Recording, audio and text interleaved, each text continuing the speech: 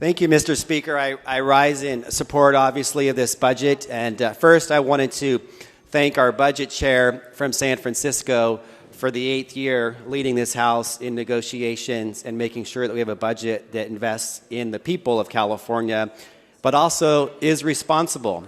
And I know we have some tough times in our economy, and down the road we have some things to worry about. But rest assured, this budget is responsible. Still taking care of things like making sure we have an adequate rainy day fund, weathering the storm for the future economic conditions that we just don't know. But more importantly, we can't forget about the people of California today.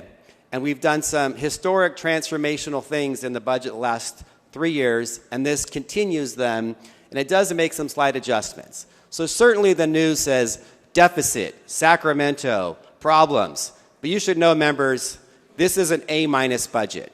We had an A+ budget for the past 2 years. You can't get an A+ on your exam every year in school. Sometimes you need to get an A-, and this really is an A- budget. So go back home to your constituents and know that we are being responsible but investing in the people of California. For the issue that we focus in our subcommittee, I want to thank our subcommittee members and our staff for education, from our youngest kids in child care, pre-K programs, to TK through 12 schools, to higher education. This is an amazing budget. Education won this state budget. And I guarantee that all of you, when you came to Sacramento, when you campaigned, said that education is the top issue or a top issue. And you should be able to go back home and say this does just that. We all want local control in our school districts, making sure that you spend the money, not Sacramento. That is the mantra for our public schools. We have a record 8+% COLA for our public education to go back home, talk to your school boards, and invest in your schools, your educators, your classroom programs, making sure that we focus on the future.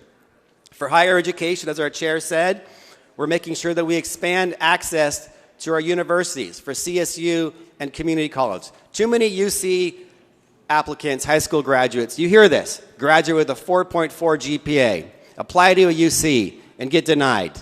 Like, hey, that's not fair. We pay our taxes. We get good grades. Why can't we get in? No more. We are reducing enrollment for non-resident students and putting those slots for Californians. Plus, vastly expanding just overall slots for Californians at the University of California. Plus the CSU. We fund financial aid reform on a path to debt-free college in California. The one issue that we're not done yet, as our budget chair alluded to, as our majority leader reminds us as a priority of the Assembly and the Women's Caucus, is child care. We have a pact in this two-party budget that we're not quite there yet with the administration, and it would be devastating if we don't cross the finish line and make sure we adequately fund our child care system, including the providers and, most importantly, the workers that often get paid poverty wages. That's the one final piece we're trying to close in the last few days, but this is an outstanding budget, funds a top priority for California, our kids, our future. Ask for your aye vote. Thank you.